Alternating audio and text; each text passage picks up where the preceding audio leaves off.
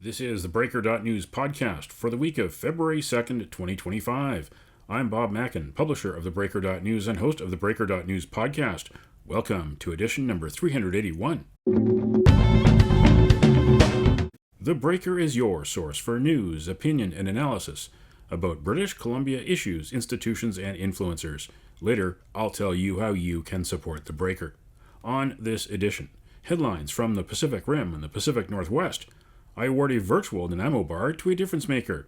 And on the Big Deal feature, the Hogue Commission's final report confirmed but downplayed foreign interference by China, Russia, India, and Iran.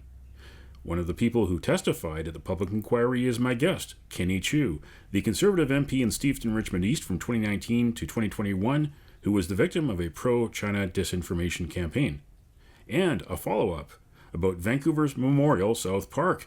It won't be closed and turned into a training center for the FIFA World Cup 26 after all. I welcome back Cindy Heinrichs and Beth Ringdahl of Friends of Memorial South Park, who are celebrating a win for their grassroots campaign.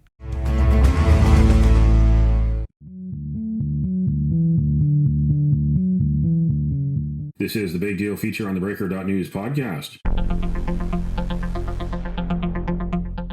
Commissioner Marie-Josée Hogue closed the book on her year-long investigation of foreign interference in Canada's 2019 and 2021 federal elections. She found that China's government did interfere, but she downplayed the impacts. She also found no evidence of traitors in Canada's parliament. One of the people who testified at the public inquiry was Kenny Chiu. He is the former Conservative Member of Parliament from 2019 to 2021 in Steveston, Richmond East. He was a victim of Chinese interference. Kenny Chiu is trying to make a comeback, hoping to win the nomination to win back the seat in this year's election. He is up against former Harper Conservative MP Wai Young, who has a reputation for attracting support from pro-Beijing voters and donors. Here is my interview with Kenny Chiu. You were a central figure in this. You were defeated in the 2021 snap election. There was evidence of a coordinated effort by supporters of the Chinese Communist Party, some of whom were seen in a meeting in Steveston with Trudeau Liberal Parm Bains that was captured on video and shared on WeChat. I grabbed that and turned that into a story, and that formed part of a major investigation that's referenced in the report. There were no charges after that investigation by the Office of the Commissioner of Canada Elections. But what do you say about the final report and its conclusions? I think to summarize my feeling, I guess I can say that it's disappointing as expected, because there were not much of a hope I have on a hastily mandated commission like the one that we have seen. Your audience would probably be benefited to recall the path that we have come. Since the 2021 election, there has not been one day without any news that talk about foreign interference playing a key part in 2021. And yet the Liberal government has been trying to sweep all the allegations under the carpet, culminating to in 2022. I believe that would be in November 2022, when even Canada's security intelligence community was so frustrated that there are people who decided to risk their career and even their personal safety by becoming whistleblower to Canada's media, Global News and Globe and Mail specifically. And that had actually continued for a few months until 2023, in early 23 Q1, when the Liberals finally say, fine, okay, we're succumbing to this. And what they have done, instead of calling a full-scale commission to look into how wide and how deep the foreign interference issues in Canada has been, they ask David Johnson to be a special rapporteur. And Mr. Johnson, without calling important witnesses like Aaron O'Toole, had decided to draft his report, even send it to translation before he finally sat down with Mr. O'Toole. And of course, the report that came out from David Johnson was that nothing to see here. There's nothing. Don't worry about it. Trust me. And that was in 2023. And then we lost a few more months. More explosive data point was gathered by further whistleblowing events. And then finally, in September 2023, the Liberal government had decided to, okay, fine, we'll call a commission. And the commission was a very laser-focused, narrowed.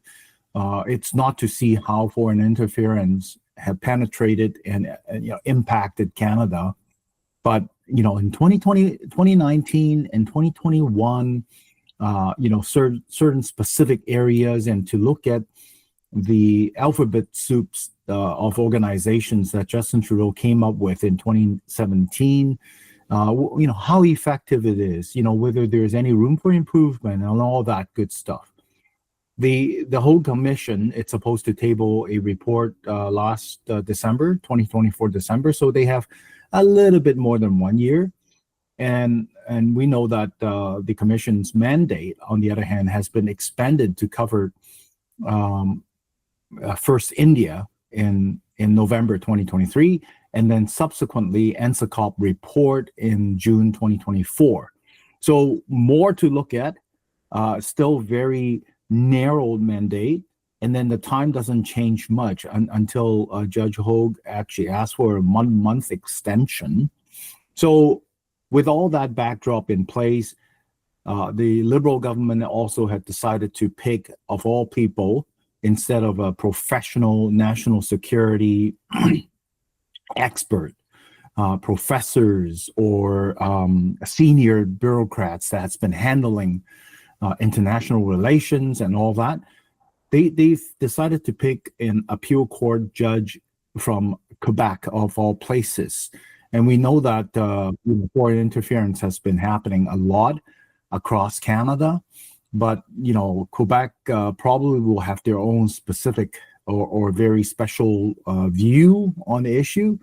And to ask a judge who professionally is supposed to assess whether things are meeting a very high judicial, level, she's tasked to look at this very narrow, but yet not enough time to cover commission. So that's why I said I am disappointed, as expected. I didn't expect much to start with. If you recall, at the beginning, there were also allegations that she's just a puppet for Justin Trudeau and the Liberal government, and because she didn't even grant, I believe it was the Conservative Party, as a participant status with the lawyers and resources and all that. But thankfully, she did have a change of heart and then allow the Uyghurs and other human rights organizations to be provided with resources like that. But I still didn't expect too much from this. And I'm glad, Bob, to tell you that I wasn't disappointed too much. But I'm in disappointment, as kind of as expected. Now, Kenny, you were one of the people that testified at the Hogue Commission, so you have greater interest in this, especially since your writing was targeted by foreign interference by actors favorable to China. Now, has anyone been held accountable in this report? If not, who should be held accountable? That's a $1 million question, isn't it? Because the Judge Hogue report seems to have provided a lot of information, and she did, to be fair, provided 51 recommendations. However, I think one of the criticism that I have with her is that there is very little accountability that she addressed in the report, in the whole commission, let alone political accountability. I know that she's not partisan, she's not supposed to be, left-leaning, right-leaning, center, whatever. I totally understand. But had anybody asked the question why Bill Blair had decided to set aside the warrant to survey one of the key liberal organizers, and he set aside that request for 51 days, if I remember correctly, multiple weeks. And this is from our national security department, like CSIS. And it's unbelievable that things like that happen repeatedly, not just in the ministerial level. Why would the prime minister of the land, in the day and age of foreign interference, since 2017, when they kind of jumped to their feet and put in the changes, and 2019 in the nomination scandal that they had, in the 2021 during the election and foreign interference, and yet Justin Trudeau still sat on reports and did not read the report himself as he testified. Why? Why not? Why is he not doing his job as a prime minister? Be briefed, take action, and why was the discrepancy the way he handled the allegation of Indian interference versus the dragging the heel interference accusation of the PRC?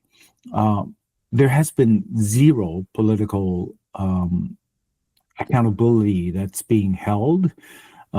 Yes, Judge Hogue did say that the government acted too slowly. The government take too long to do their job. They did poorly in communicating.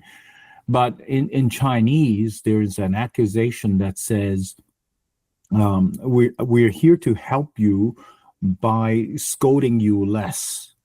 And it's hard to avoid having the impression that Judge Hogue's report gives that exact impression that, you communicated too poorly. Oh, you take too long to do this and do that. But what about other questions? Why is the government seems to target on Russia's interference and jumped on their feet literally on India interference, and yet just basically sit on and watch and do nothing before the election, during the election, and after the 2021 election? Why not? So all these questions are still linger, and unfortunately I don't think we'll be able to find the answers to that in Judge Hogue's report. And one of the groups that did react to the report was the Canadian Friends of Hong Kong. They called Commissioner Hogue out of touch, essentially. They accused her of willful blindness. Their main point is that because Commissioner Hogue called Canada's democratic institutions robust, that there's evidence throughout her own report that contradicts that statement, that they really aren't robust. And the Canadian Friends of Hong Kong, they basically said that one incident is too many. There really is no margin for error here. Do you agree with their assessment? To a certain degree, yes. I understand their frustration and disappointment. Like I said, I didn't have much expectation that I set myself up for, and that's why I wasn't as frustrated and disappointed as them. Partly, I think it's because when I look at the Liberal government's pick for this commission, I kind of already see that they are setting up the bar very, very, very high, using a court level. So they'll have to have, just like you mentioned, the Office of Canada Election, they also have to find evidence that meet the court of law level. And we're talking about, intelligence, espionage, transnational repression. All these are not necessarily at the court of law kind of evidential requirement, but then it doesn't mean that it didn't happen. take another example that I may think of. It looks like Judge Hogue sees it as her task to answer the question whether the 2019 election or the 2021 election, the election result has been impacted by a foreign government or interference. The election result itself, changing of government. By setting up a ridiculous premise and questions like that, it's easy for her to say, no, none of these interference has changed the election result.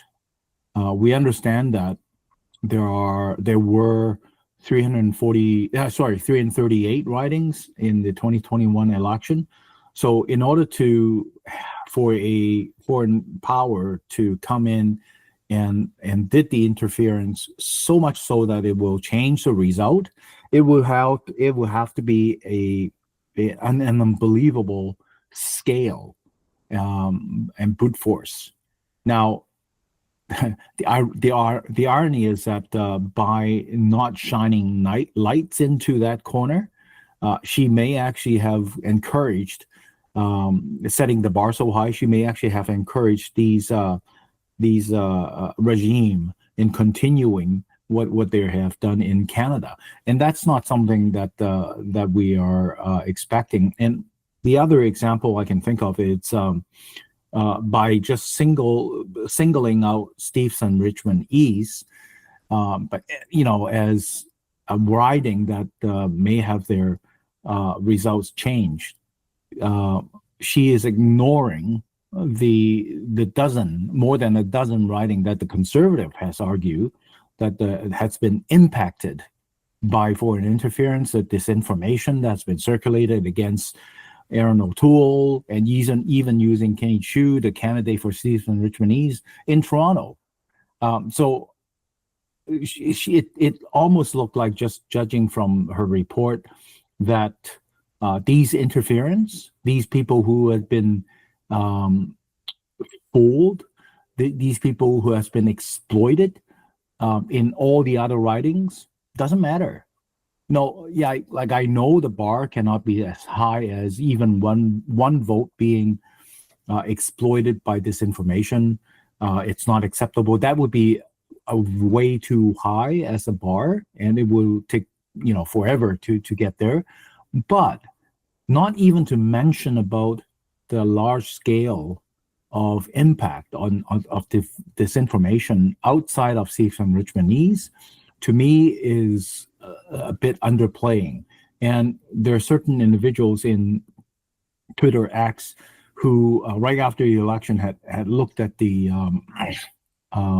election's result, and they come to the conclusion that in many of the ridings, in the adjacent ridings, the Conservative has bucked the trend and had gone up in the support and number of votes, except for these ridings that has a higher concentration of Chinese Canadians.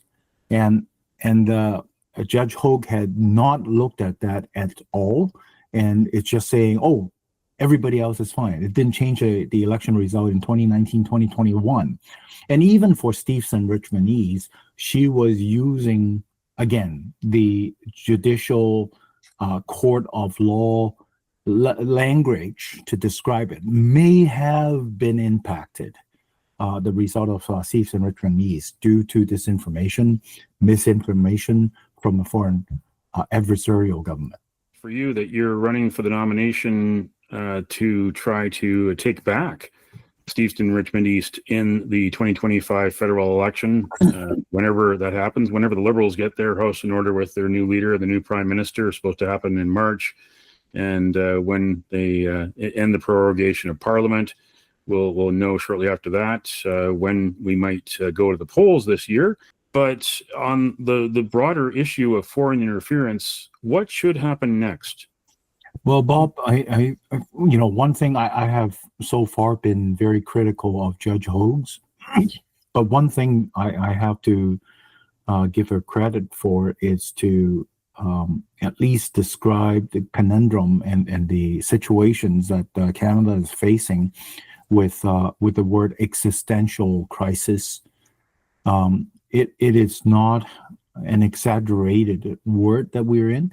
Canada has been a multicultural society, a country, especially in urban area, for decades, and it's not gonna change anytime soon.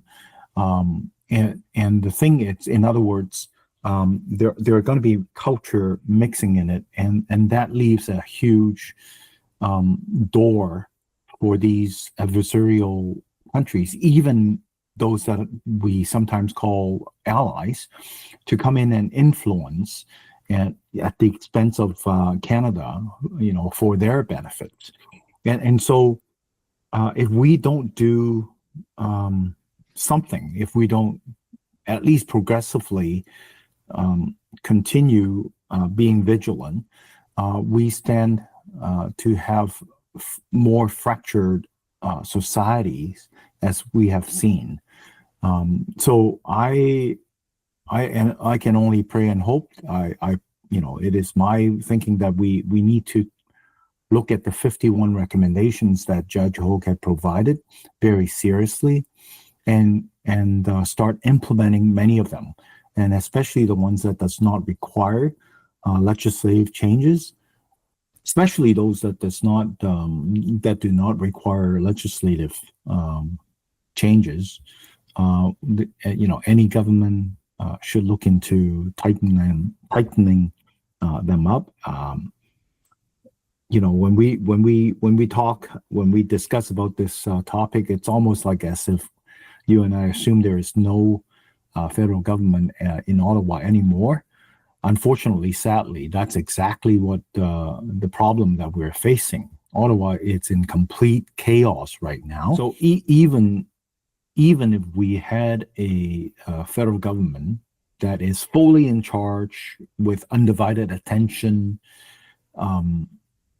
with their track record, people should not be hopeful, be holding too much hope on their implementation of the lower hanging fruits that Judge Hogue has identified. So I think what I'm talking about here is in the context of a new federal government that has a fresh and strong mandate from the Canadian people, that they will be able to tighten up. They don't have to worry about another election for years, that they will be able to help tighten up these regulations, these rules, because like Judge Hogue is saying, Canada's it's facing existential threat, not just from Donald Trump, but also by other foreign governments, identified in her report. That was Kenny Chiu, the Conservative MP in Steveston, Richmond East from 2019 to 2021. He testified at the Hogue Commission public inquiry into foreign interference. Less than 500 days to FIFA World Cup 26 at BC Place Stadium. The score is Memorial South Park Neighbours 1, City Hall 0. Listeners of edition number 371 on November 24th heard from Cindy Heinrichs and Beth Ringdahl, the founders of Friends of Memorial South Park. They were campaigning against Vancouver City Hall and Parks Board's plans to close the heart of their park and turn the cricket oval into a temporary training pitch for FIFA World Cup 26 teams. In December, civic officials awarded an early works contract to a construction company worth almost $9 million. But work did not begin as scheduled after New Year's Day. On January 20th, a victory for the people versus FIFA. The city announced training will instead take place at the Vancouver Whitecaps facility on the University of BC's Point Grey campus. Work will continue, however, at Killarney Park in Vancouver. On January 25th, Heinrichs, Ringdahl, and dozens of park neighbours gathered for a picnic party. NDP MLA Mabel Elmore and Green Party Park Board Commissioner Tom Digby also showed up.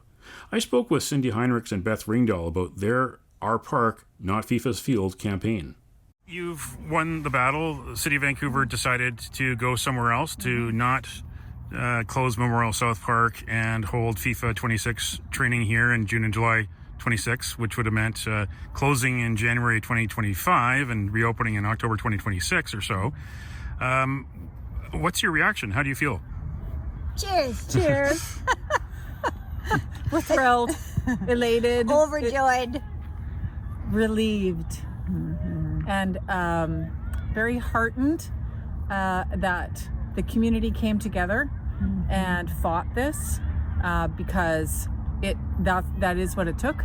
It took people signing the petition. It took people writing letters. The letters are really important. Anytime somebody is upset about something in their community, they need to realize that writing those letters actually makes a huge difference.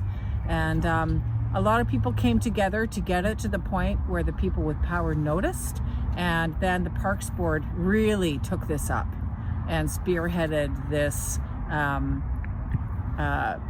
being moved to UBC. It was a movement. It was a movement. It was a community movement. Yes. So it started with the community. The Parks Board heard us. They moved it, and then there were other people obviously in play there, but they really took the ball to use the a soccer term. There you go. But I think it really was the Parks Board, and I think the province did a lot Yes. behind the scenes that Mabel Elmore, our MLA, Herbert, Spencer Chandra Herbert. I think that there was a lot of people behind the scenes, and Don Davies, our MP, he will be our MP when the boundaries change. But it was a group effort. Very much so. There's a community effort. It was a community. So it was a community getting together and saying, this is not okay with what you're doing. We're not okay with what you're doing to our community.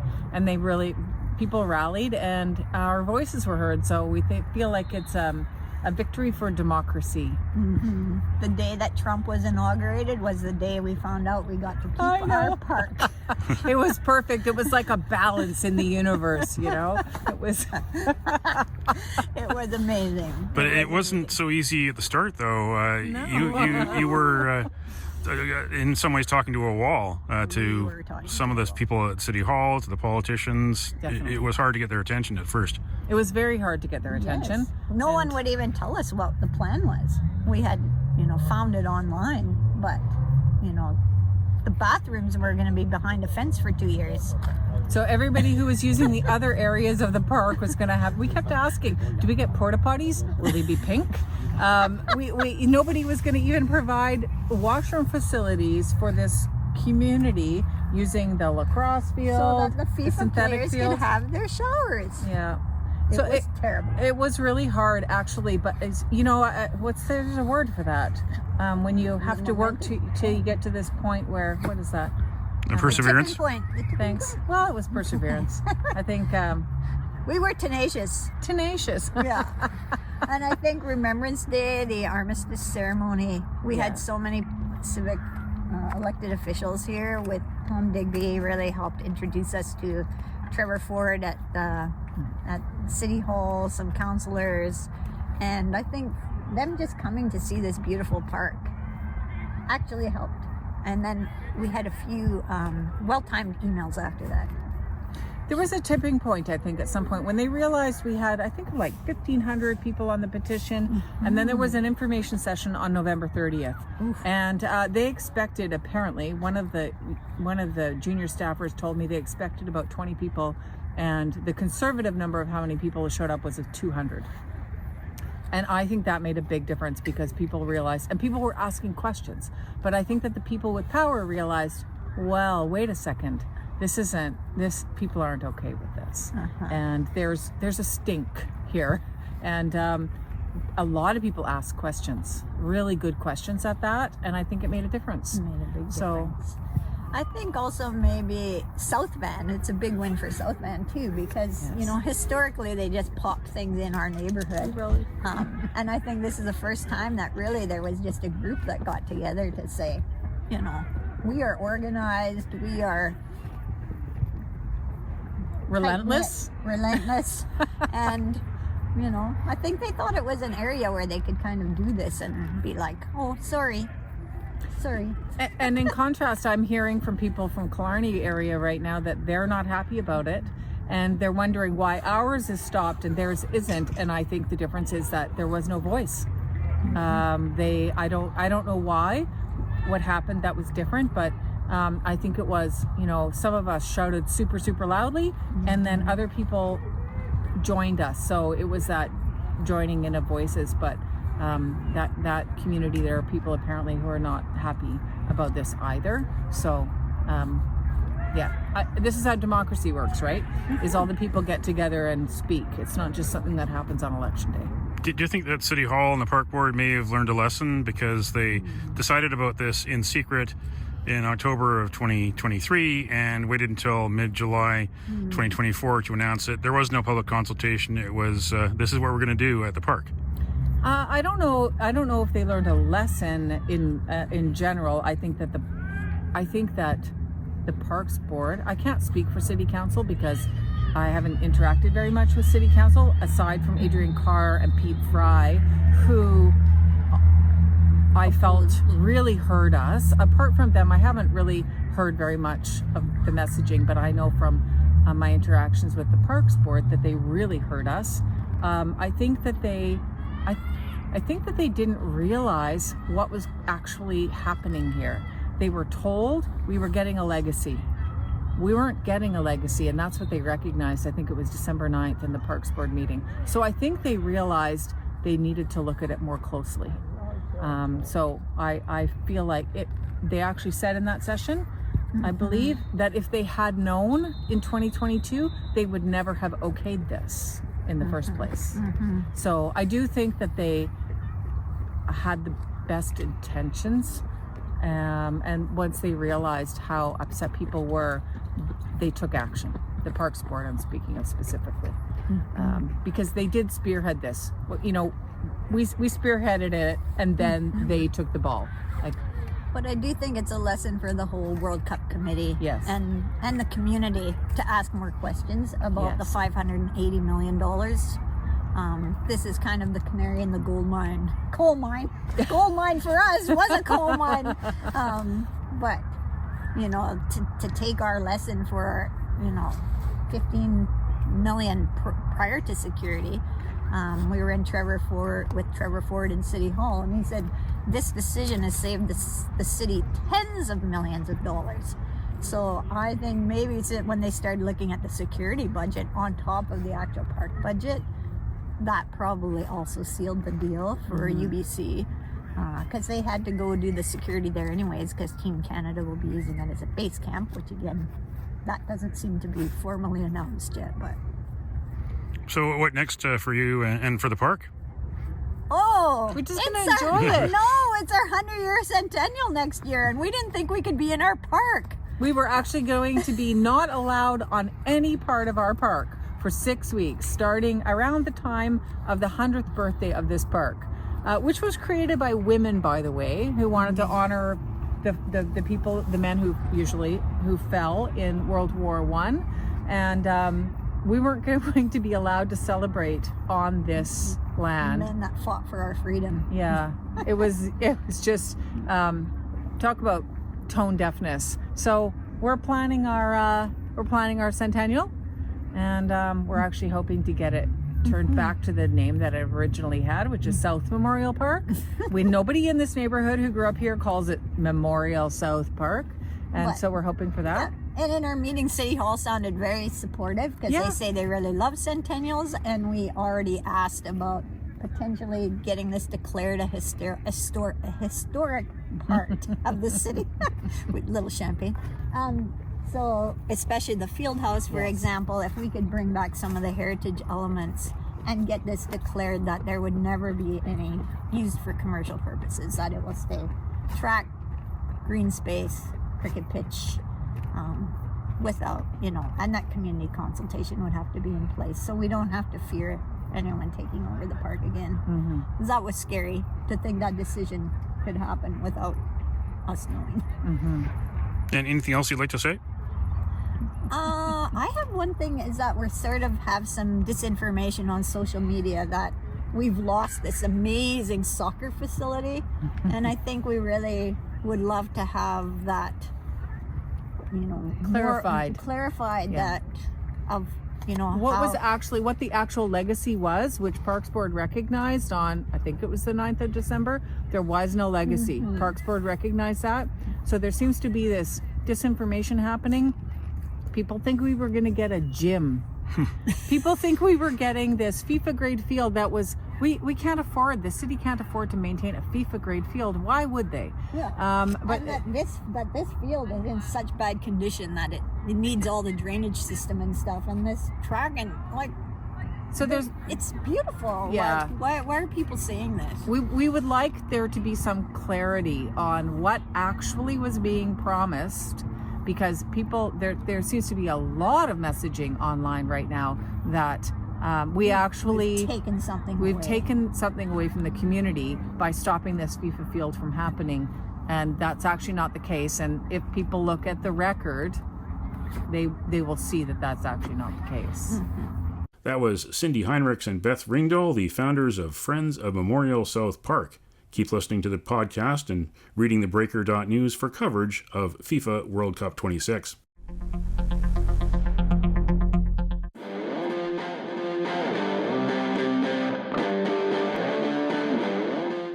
It's time on the Breaker.news podcast for Around the Rim.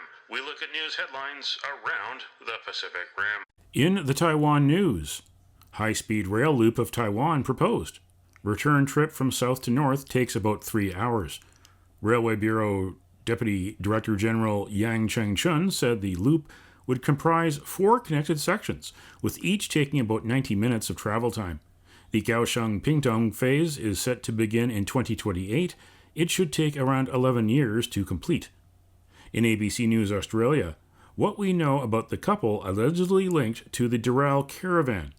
2 people have been allegedly named in a search warrant connected to a caravan filled with explosives found in Sydney's northwest.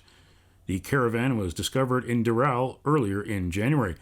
The couple are considered to be on the periphery of a broader anti-Semitism investigation.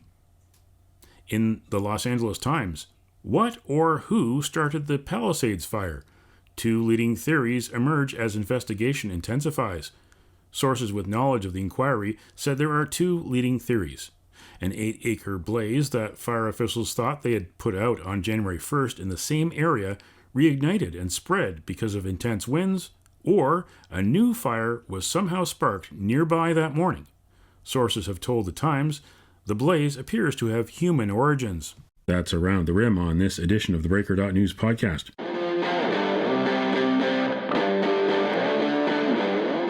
Now it's time on the Breaker.news podcast for Cascadia Calling. We look at news headlines around the Pacific Northwest. In Willamette Week, in Oregon, Trump's base would suffer most from Medicaid cuts. A reduction in federal funds would hammer Oregonians, particularly in rural Oregon. State figures show 33.5% of Oregonians are on the Oregon Health Plan, the state's Medicaid program. One reason Trump might be cautious about cutting too heavily into Medicaid, in Oregon, at least, rates of Medicaid enrollment are highest in Trump strongholds. In Crosscut, Seattleites will vote on competing measures to fund social housing. On February ballot Proposition 1A, it would produce $50 million a year from an excess wealth tax on businesses. Proposition 1B would draw $10 million a year from the Jumpstart tax.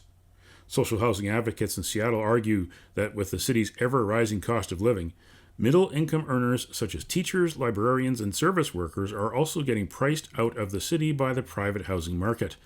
Proponents also tout the fact that building decisions would be made in part by tenant governing boards, and new housing would be built to green passive house standards.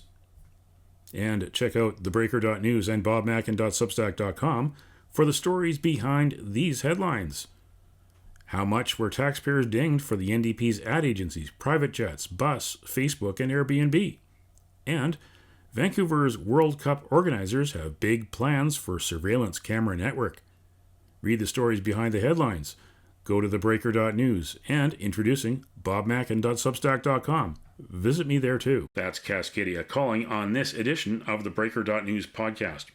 Don't matter what color you are, 'cause love will conquer hate, so you won't stand alone, you won't stand alone.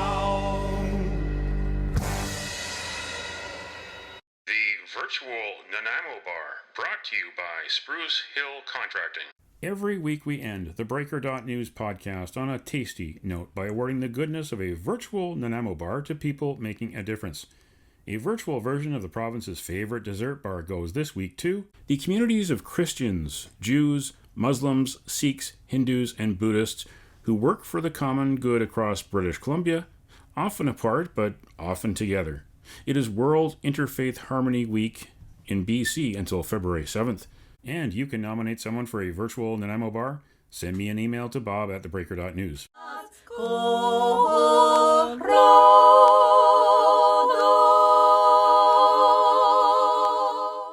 That's it for the Breaker.news podcast for the week of February 2nd, 2025. I'm Bob Mackin. Thanks for joining me. Did you know that on the 2nd of February in 2005, the Government of Canada legalized same-sex marriage? And on the 2nd of February in 1990, South Africa's government unbanned the African National Congress and vowed to free Nelson Mandela. Now you know. Send me your feedback, send me your story ideas to bob@theBreaker.news. Bookmark theBreaker.news. You can also find us at theBreaker.ca. And introducing bobmackin.substack.com. Visit me there too. Sign up for the free email newsletter and get updates to your inbox, or follow the Breaker News for news as it happens on X, formerly Twitter. And you can support the Breaker for as little as $7 a month. For more information, go to bobmackin.substack.com. Until next week.